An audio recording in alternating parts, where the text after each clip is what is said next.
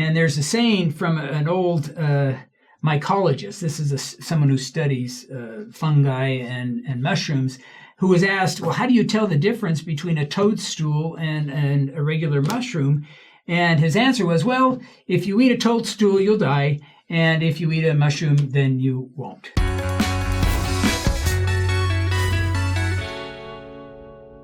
Hey everybody, welcome back to the show. We are here once again with Brian Hales. Welcome. Hello.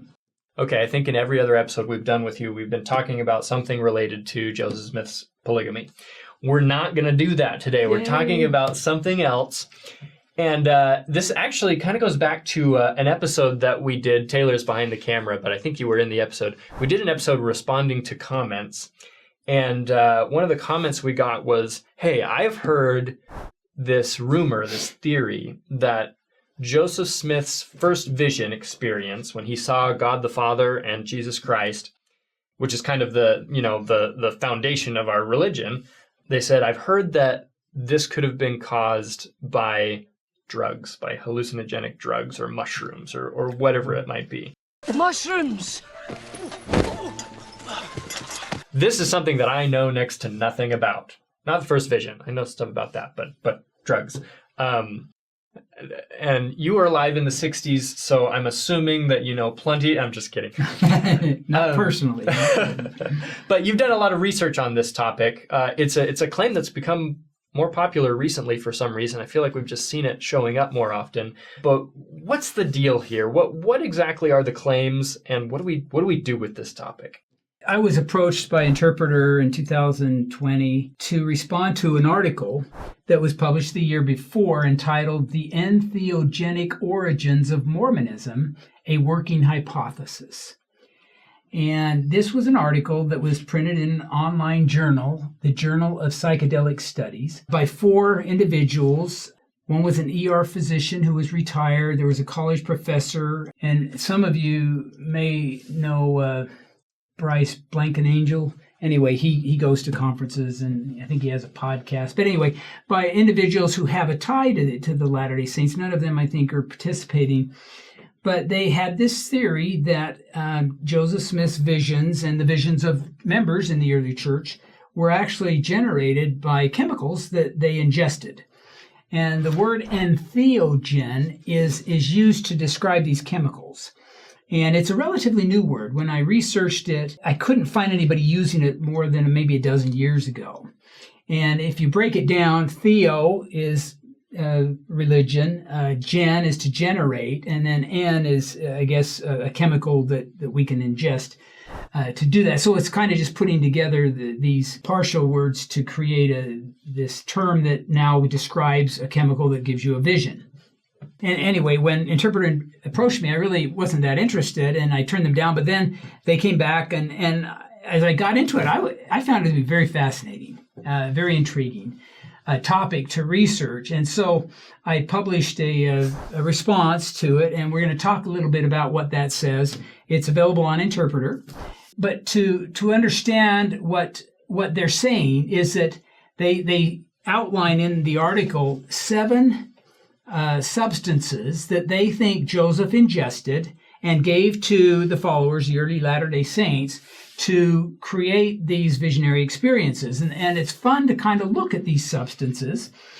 And I'd like to do that for just a minute, if you don't mind, because I found it fascinating with my background as a physician and also my interest in history and all that. It just came together for me as something I found very enjoyable to discuss. But the first one that they mentioned is a mushroom called Psilocybin ovoidicistidiata, and it's a fairly average-looking mushroom. And if you harvest them, they are a long mushroom. And these mushrooms, if you eat them, and you can dry them and eat them, but what they will release in your body is a drug called psilocybin. Now, this is a drug that is regulated by the DEA. It's called a Schedule 1 drug, and what that means is the average physician could not prescribe that. My DEA license allows me to prescribe Schedules 2 through 5, but 1 is only, you can appeal for, studies and things. But if you take this into your system, you will have an interesting situation. And I wanted to use, and I talk about this in the article, but in 1957, they had a researcher, such as research was conducted in 1957, who went down to Mexico, and here's the issue. But he went down to Mexico, and under the guidance of a woman Indian shaman, he consumed a number of these mushrooms. And I'd like to read the account, if that's okay. It's not very long. But here's what he reported. He said, following Indian counsel, he ate 12 fresh fruit bodies of the Psilocybin cubanis gathered by him that morning. The ingestion was an interesting Indian nocturnal ceremony conducted by an old Mazatec woman. He decided, after taking these, to go to his straw sleeping mat, which was in a corner of the room where the ceremony had taken place. While he was on the straw sleeping mat, he suddenly saw a caricature of a gigantic colored castle with 2 human faces. The castle was his gasoline lamp mushroom dryer at the opposite corner of the room. The castle smiled at him and said, Come to me, don't be afraid." The author was greatly surprised and frightened, and he reached for his eyeglasses to see the mushroom dryer. Then the castle laughed loudly. He decided to turn his back on it and sleep, but sleep was impossible, because he began to see many attractive bright colors wherever he turned, regardless of where his eyes were opened or closed. These colors gradually transformed into gigantic black men who danced around him singing. In that moment, the author felt very comfortable and asked the castle to please keep silent, because he was busy and happy looking at the spectacle. These gigantic men were really a little dark dog chasing a cat. After the above visions, he saw many others, spectacularly colored things and persons, but the castle was there all night saying to him, come to me. Finally, he fell asleep, and the normal sleep after 6 hours, he woke up and he felt fairly normal. Now, in the article, I have other accounts of people, but a couple of things to notice here. Even though this is a bright vision, and he found this one enjoyable, he had other experiences with these mushrooms that were not positive, that were bad trips, if you want to use that terminology. So just because he took the mushrooms, even under the guidance of a shaman, doesn't mean that you're going to have a good trip. And another real concern about these mushrooms is they look pretty average here, but they are also very similar to death caps, which is a mushroom that will kill you. And there's a saying from an old mycologist, this is someone who studies fungi and mushrooms, who was asked, well, how do you tell the difference between a toadstool and a regular mushroom? And his answer was, well, if you eat a toadstool, you'll die. And if you eat a mushroom, then you won't. So that isn't very good counsel when you come to having to discern between them, because even very skilled mushroom foragers struggle to discern between one that can kill you and one that can give you this kind of an experience. And so if we're going to say Joseph Smith or anybody around him was harvesting these and using them to gain some kind of visionary experience, we've got to attribute to them a skill of discerning the poisonous versions of these mushrooms from those that would give you the experience. So there would definitely be a learning curve of safety in trying to understand which ones are going to give the desired function. And then we notice also that you had to eat quite a few of these mushrooms. The article suggests that Joseph is surreptitiously introducing psilocybin mushrooms into the sacrament, to the bread, or more likely into the water or wine that they're using. But to ingest enough psilocybin to give a visionary experience, he's eating, a dozen of these or more. Yeah, you couldn't do it with the quantities that are required. So it just doesn't fit the picture. And of course, there's no evidence Joseph knew anything about mushrooms or that he ever harvested or ever even ate them. All of this is speculative in the article. Now, a second mushroom, and it's very pretty. You'll see the picture there. This mushroom is called Amanita muscaria. It's more common called fly agaric or bug agaric because there's this belief that it kills bugs, but it really doesn't.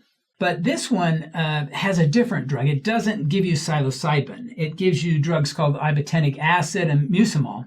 And these can give you something of a vision, but they most often give you a bad trip. And yet, because they change the mind, and because not everybody in history has been able to have the psilocybin species of mushrooms to use, people would even resort to these. But in my reading, one of the mushroom experts related how for every one person who likes Amanita muscaria, there's 20 to 50 who like the psilocybin version of mushroom ingestion. So it really doesn't have a lot of abuse potential. It's just, I think people who are desperate and want some kind of a weird experience will take it. And it's very pretty and easy to find. So, but historically, it would not have given the kind of visions that are in the Book of Mormon, reading the kind of visions that the psilocybin mushrooms gave. But let me also say, with all of the visions that we'll talk about here, and some of them don't give visions at all, they aren't visions that are communicating information, knowledge. Joseph Smith's visions, like Section 76 and the other revelations that came, all of these things are communicating information, knowledge that can be useful when you're awake. When you're not having this experience, that is not the characteristic of any of the 7 compounds that we're going to talk about today. They don't communicate knowledge. So this is one of the many problems with this theory.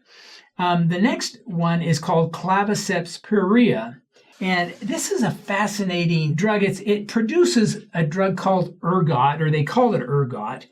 Ergot actually isn't a single drug, but it's a combination of drugs. But these are fungus that grow on primarily rye, but on barley or wheat as well.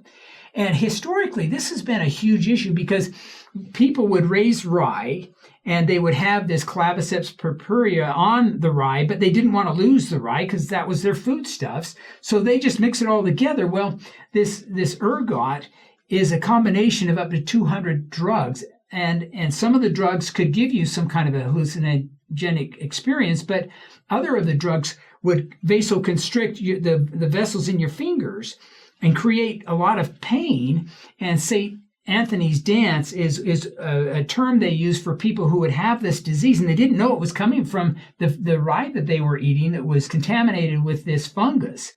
And they also theorize that maybe the behavior of the women who were killed as witches in the Salem witch trials, some of their behaviors may actually have been from ingesting this clavicis perea. But as we try to compare it to Joseph Smith's and his visions, there's just no parallel there. This is a poison. But the reason I think they included it is some of the 200 chemicals that are made by this fungus that you would ingest if you eat it. Some of these are precursors of LSD, but at no time could you take this ergot and have it actually give you some kind of a hallucinogenic experience like LSD would do. Historically, ergot has been given to women to try to postpone labor and some things like that, but you're giving them this big cocktail of drugs, and you're not always sure which one is going to be predominant. But for abuse, there simply is none for this particular fungus. Now, the next 2, we've talked about 3, are plants, and Datura stramonium is the next one. And this has other names. It's also called Jimson weed, thornapple, devil's trumpet, these kind of things. And it has 3 drugs that it uses: atropine, hyoscyamine, and scopolamine. As an anesthesiologist, I had on my very card atropine and scopolamine. But they weren't drugs that we ever worried about giving you hallucinations. The hyoscyamine maybe could do it a little more, but you had to get into toxic doses of these drugs before you really are going to have any kind of a neurological change that might be considered a vision or something. When I was an intern in Spokane, Washington in 1985, I had a patient assigned to me, and I went in and he was Jimson weed toxic. This was a teenager boy who had overdosed on Jimson weed, and I couldn't communicate with him, but he was talking, and he was talking to imaginary people, and he was smoking an imaginary cigarette, and he was trying to leave at times through an imaginary door. So it was clear to me that there was some kind of a hallucination going on in there. But I couldn't connect with him. There was just no way to evaluate him. He wasn't cooperative. But I went back and talked to my attending, and he wasn't concerned at all. He said, just admit him to the floor with somebody there to watch him, and it'll be fine. And the next day I went by and talked with this young man. He was lucid, didn't remember anything, and we discharged him, and he did just fine. But the experience wasn't something he remembered, so I don't think you would have called it pleasurable, and certainly it didn't communicate any kind of information. So is something that could have been used by Joseph Smith or early members to have the visions. Again, it just doesn't fit.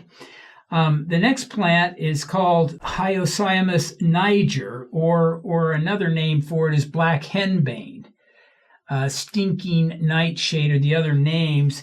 And it's called henbane, I think, in part because if hens eat it, they get paralyzed and they die. So it would be a bane to hens. And it has a little different focus. It has the hyoscyamine as the primary drug that it uses. But again, it isn't going to give somebody an actual hallucinogenic experience. These are more accurately called deliriums because they put person into deliria rather than into hallucinations. Will they paralyze and kill a human? If you get a high enough dose, they could affect your paralysis and breathing and things like that. So the sixth of the seven is Lophophora williamsii. And this was a fun one to research. It's a cactus. It's called peyote, and I knew nothing about it till we researched it. And the drug that it has as its active element is called mescaline. And mescaline is a Schedule I drug. It's, again, regulated by the DEA.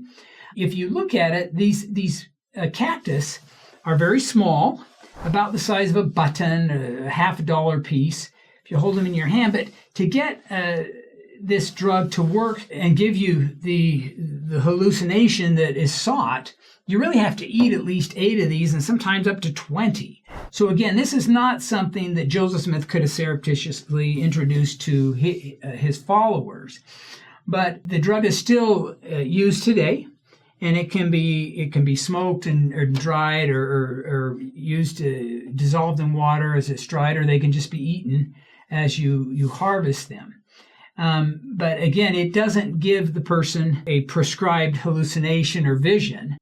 The users of peyote, though, have been quoted as saying that the white man goes into his church and talks about Christ, and the Indian goes into his teepee and talks to Christ.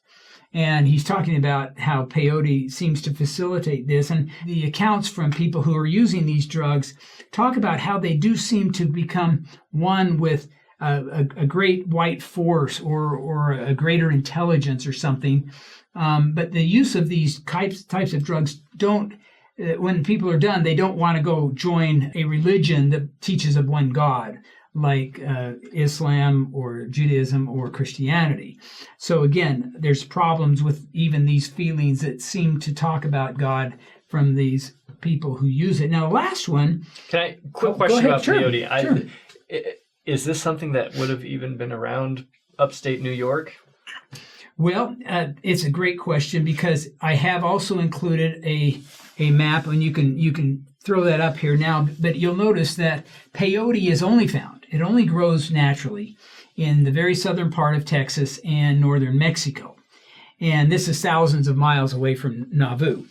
And so it wouldn't have been something known to Joseph. The article theorizes that there were migrating Indians that would bring it up, and Joseph commissioned them. It's all speculation. Yeah. It's all because they have to find some way to get it from there to here. I mean, the authors are very creative in their fantasies about how this could have happened. But as far as any historical evidence to support any of this, it's lacking. It's just lacking. So the map also introduces our fifth one, which is the Sonoran desert toad.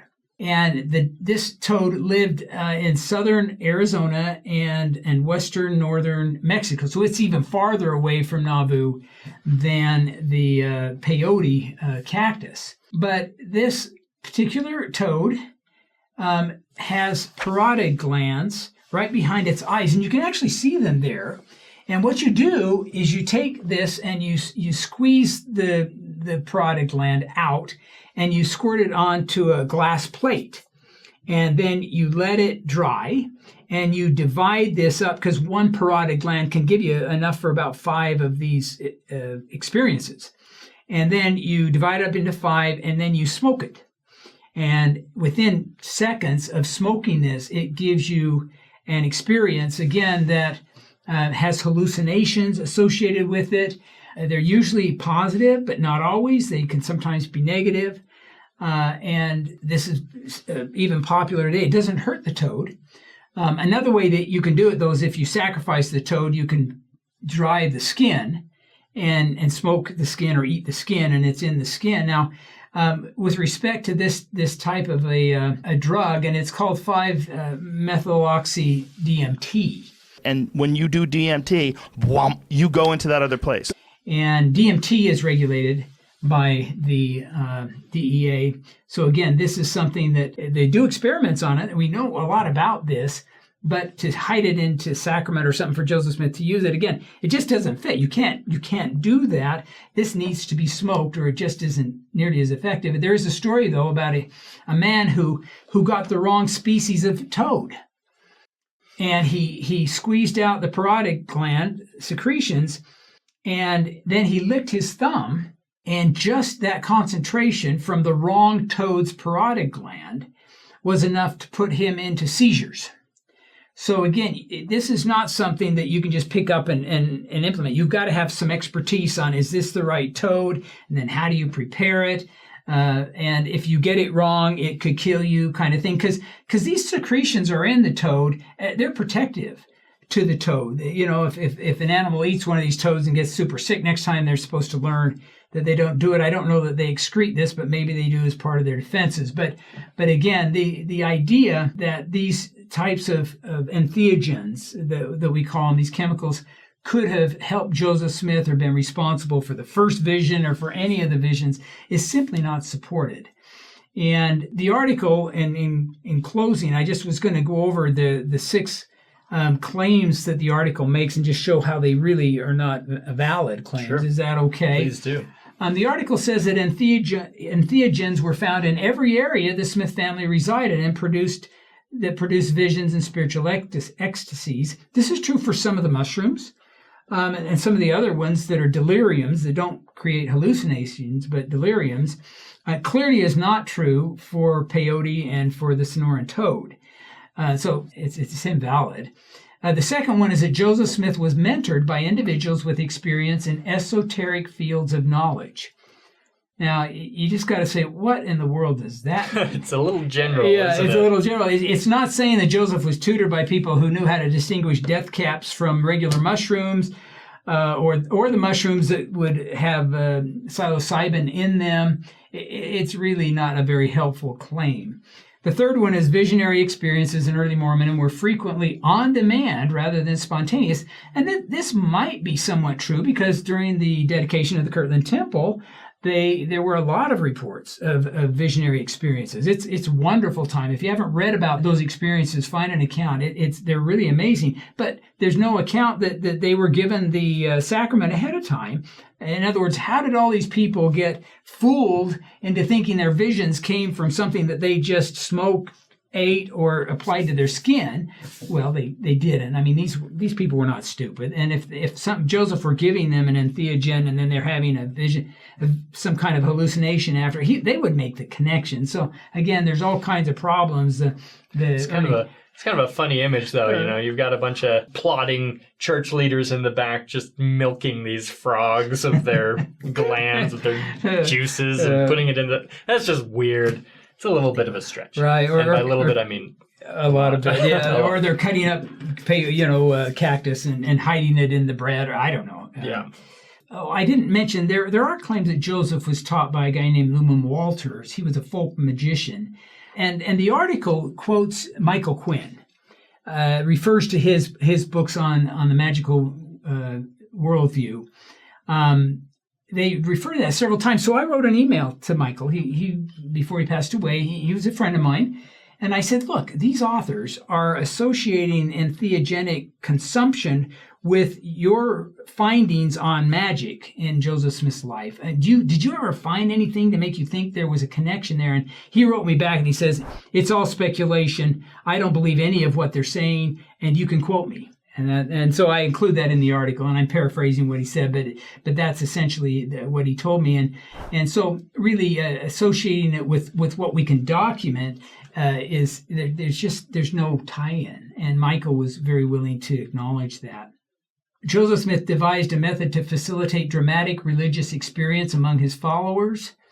Again, I think we can only go back to the Kirtland Temple because we don't find him promising an experience to the members at really any other time.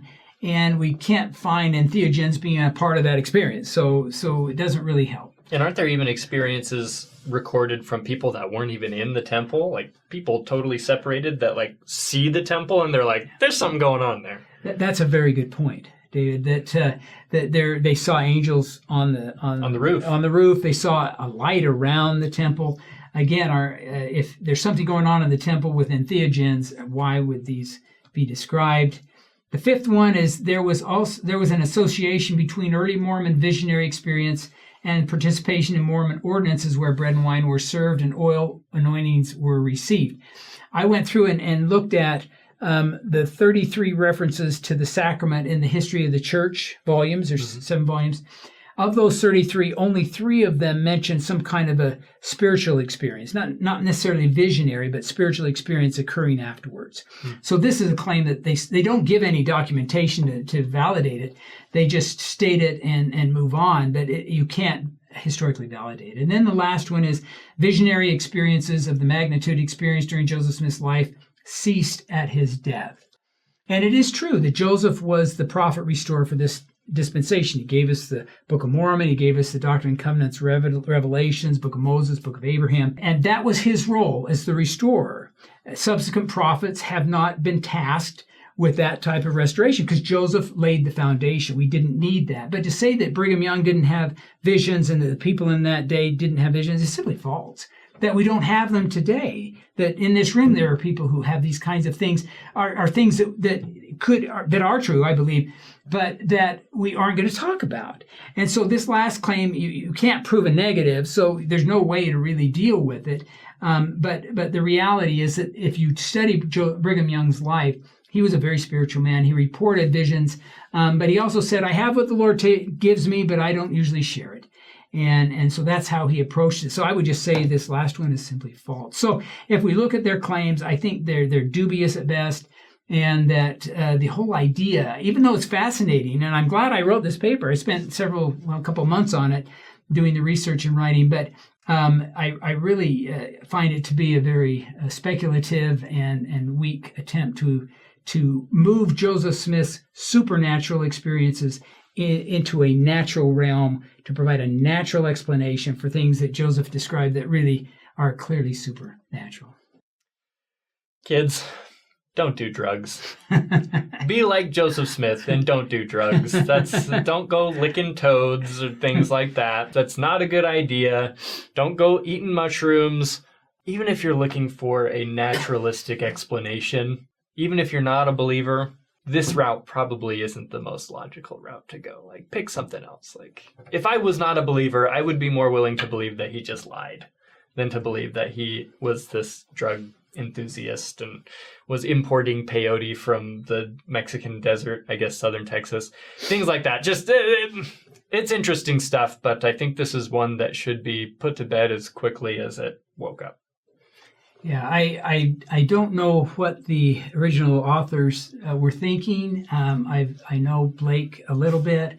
Seems like a nice guy. But there are some theories that from the get-go are just too unbelievable to really want to attach your name to. And even though the title says it's a working hypothesis, you don't have to go very far before you realize this this just doesn't work, and yet they keep pushing it forward with arguments that aren't, that I think, valid or documentable.